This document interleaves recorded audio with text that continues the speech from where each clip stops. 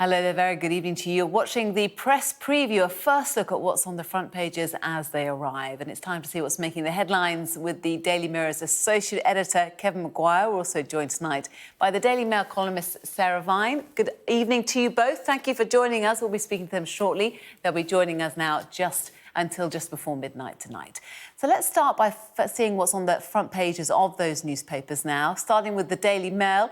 It believes a general strike could be on the way for Christmas after another wave of industrial action was announced today. Nearly a third of all flight departures could be cancelled as a result of airport staff striking. That's on the front page of The Times tomorrow morning. Senior military figures have said that army staff should not have to miss Christmas in order to cover NHS staff on strike. That's the front page on the Daily Telegraph.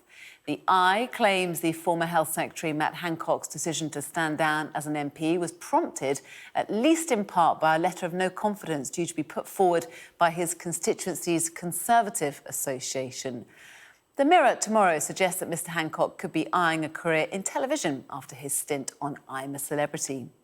The Express implores Prince Harry, stop this betrayal of our beloved Queen, ahead of the release of his and Meghan's Netflix documentary, which is tomorrow morning. The Financial Times has word of the loosening of COVID measures in China. It comes after street protests, the likes of which haven't been seen since Tiananmen Square. The Metro leads with a bizarre story from Germany where a plot to storm the country's parliament has been uncovered. It doesn't end there, though. The would-be rebels apparently had a plan to install an eccentric prince who was allegedly in on the plot as their new leader. Of course, we've also been covering that all day here on Sky News. And The Guardian leads with a story on Michael Gove ignoring climate warnings to approve the UK's first coal mine in 30 years. The Star previews England's World Cup quarter-final against France on Saturday.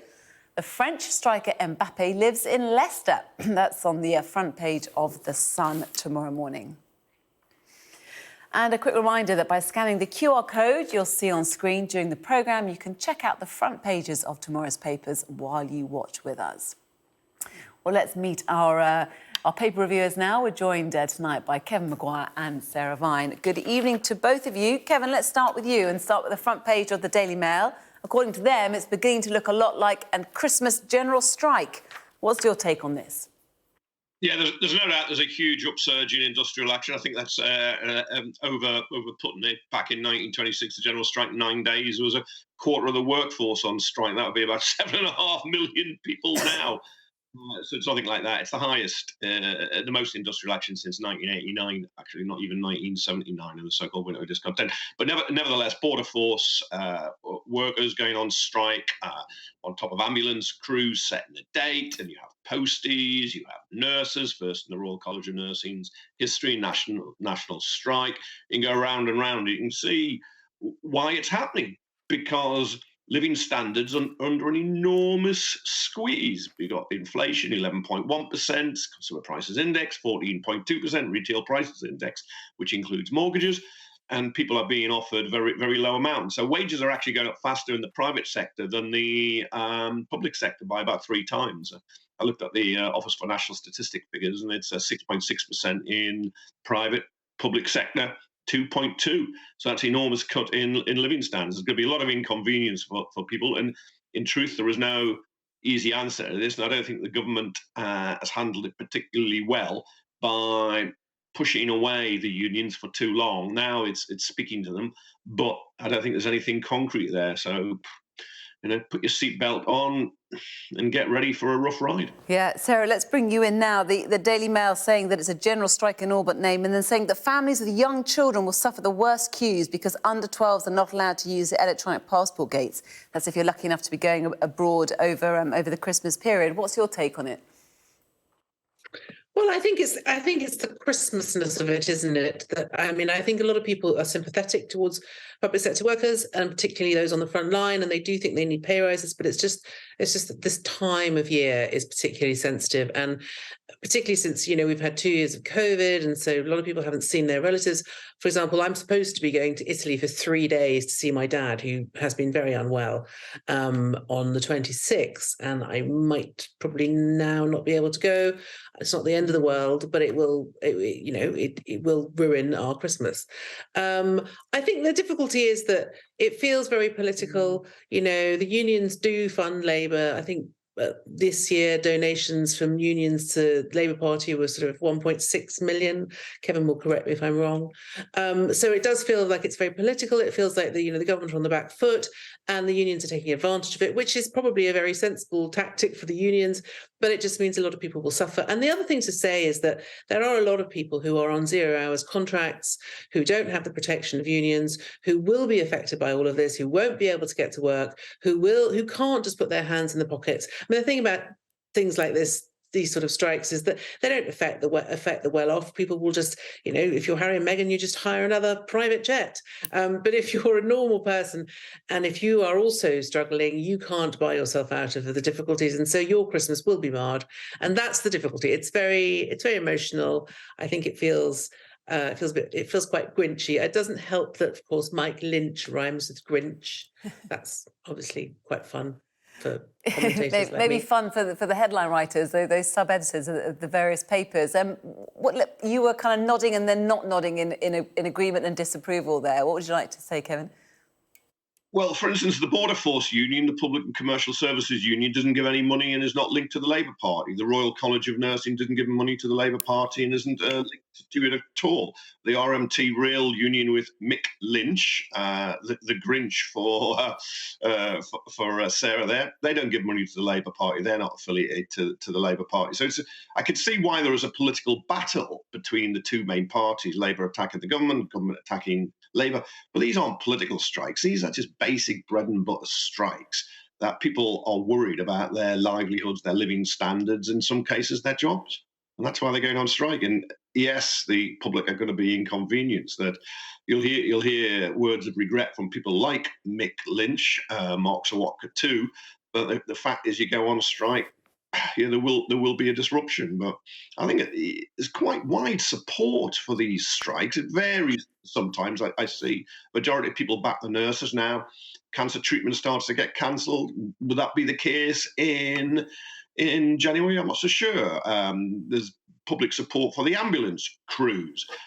If people die as a result, which is possible, I mean, probably cases like that now because there are so few ambulances and response times are so appalling, which is one of the reasons they're going on strike. Because if you're a professional, you're a paramedic, you're an ambulance crew, the frustration of not being able to do your job properly must be absolutely enormous. Never mind the question of your living standard. So I think when everybody's squeezed, there's some respect for people who are standing up for themselves and having a go and trying to protect their living standards. Well, you mentioned support. Let's have a look at the front page of the Daily Telegraph, because they approached this story with a different angle, Sarah, and they've spoken to army officials who say the army's furious as soldiers ordered to give up Christmas over strikes. The Telegraph says that they've been told that the military believes it's not right for soldiers who are banned by law from striking to have to replace public sector workers walking out over the festive season. So it looks like sympathy is running thin, maybe from the armed forces.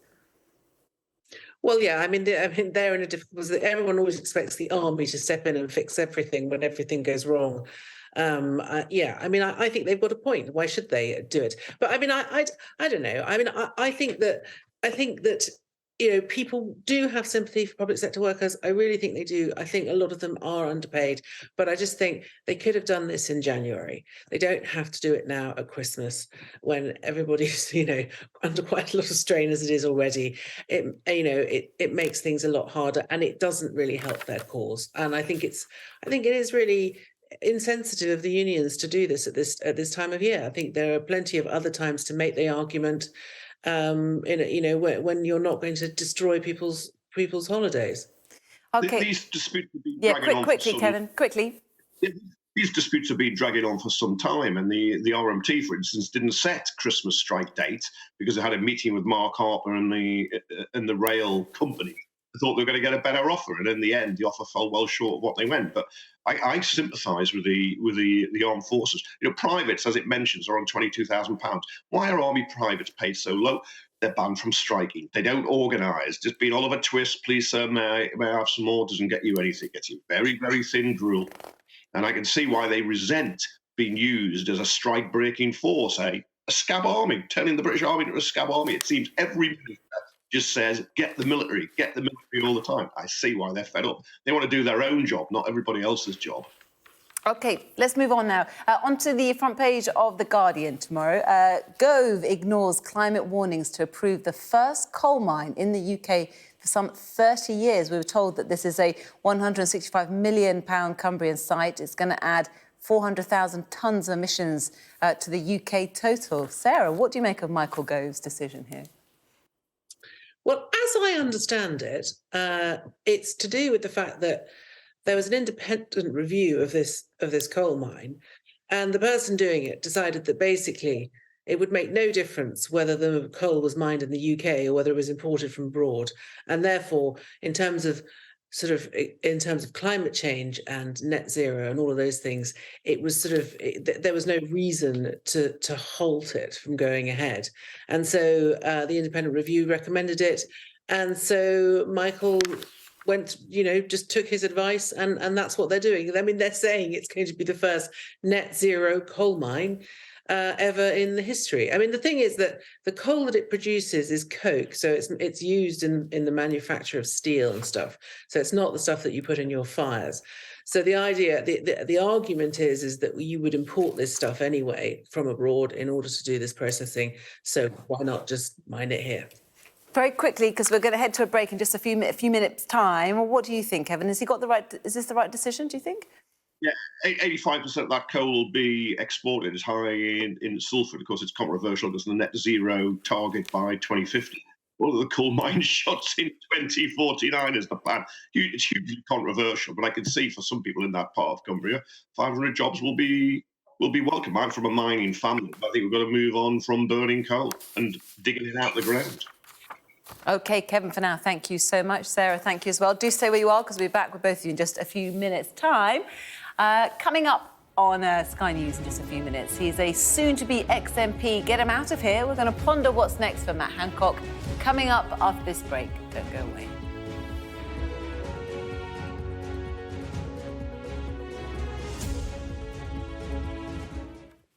Hi there, welcome back. You're watching Sky News and the press preview. With me now is Kevin Maguire and Sarah Vine. Both of you, welcome back to the programme. Let's crack on. Lots of great front pages to get through tonight.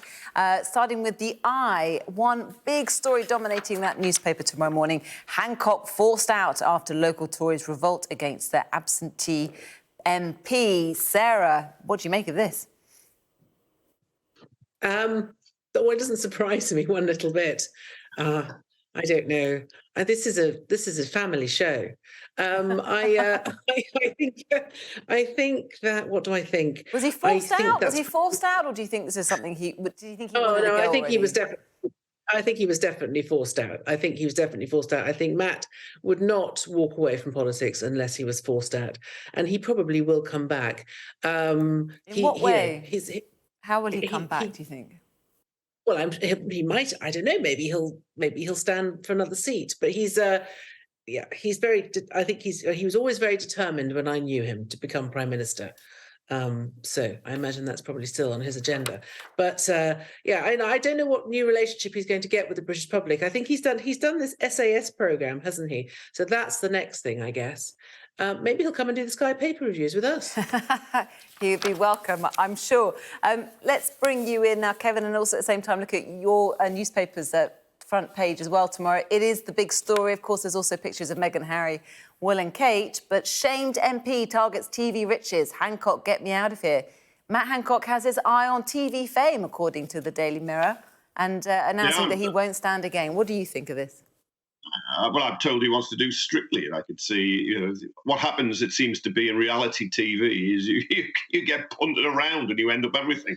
Maybe you'll end up on Love Island, although Gina may not like that, because he is, he's quitting politics to spend more time with somebody else's family, or at least one member of that that family, and he has. He's jumped before he was pushed. The West Sussex Conservative Association said they didn't want him, but in truth, Rishi Sunak won't want him to go until the general election because he'd fear a by-election. And well, if you're Hancock, the £84,000 a year question is why would you go earlier than that? He can just turn up for a few votes, strut his stuff around Parliament, use the cafes and the restaurants, have somewhere to hang his hat, and there we are. Go off on his new life. You don't sound too sorry, Kevin.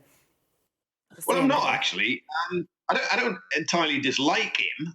He's very Tiggerish, but I think when those COVID restrictions were so tough, people weren't seeing dying loved ones and missing their family, and then he's got his hands all over his assistant, breaking his own COVID rules. I think it's just really, really bad behaviour. And yeah, he says he was in love and it was a great affair and all that. And I'm sorry, lots of other people had to follow his rules and were being fined. And there he is, just being very, very cavalier about it. So no, I mean, that's it. He can sit now with a toad on his head and in a string vest and drink cider for all I care. OK, let's squeeze one more story in before we see you again in the 11 o'clock hour. And Sarah, let's have a look at the front page of the Daily Express. Again, they've got Matt Hancock on there as well, talking about biggest drop in house prices. But their main story, of course, is looking ahead to the Netflix documentary that's coming out tomorrow. And they're saying, stop this betrayal of our beloved Queen. Harry and Meghan stand accused of betraying the late Queen's trust by breaking the agreement made when they gave up their royal roles. Are you looking forward to watching the documentary tomorrow? No, I am not. And I have to get up at 7 o'clock because it drops, as they say, at 8 o'clock. And so we all have to watch it then. It's just, they did say, I mean, Harry did say to the Queen, supposedly, you know, I'm not going to trash your legacy. And that's exactly what he and Meghan are doing. For money, really, and casting themselves as victims. I mean, it was seeing Meghan yesterday or whatever it was in her white £10,000 Louis Vuitton dress, wearing a big bling ring that used to belong to Princess Diana. You do slightly think, I'm sorry, I don't really understand what your problem is, but I don't know. Maybe I'm just old-fashioned. OK, we'll leave it there for now. Thank you very much, Daily Mail columnist Sarah Vine and the Daily Mirror's associate editor Kevin Maguire. We'll see you for more at the 11 o'clock hour. For now.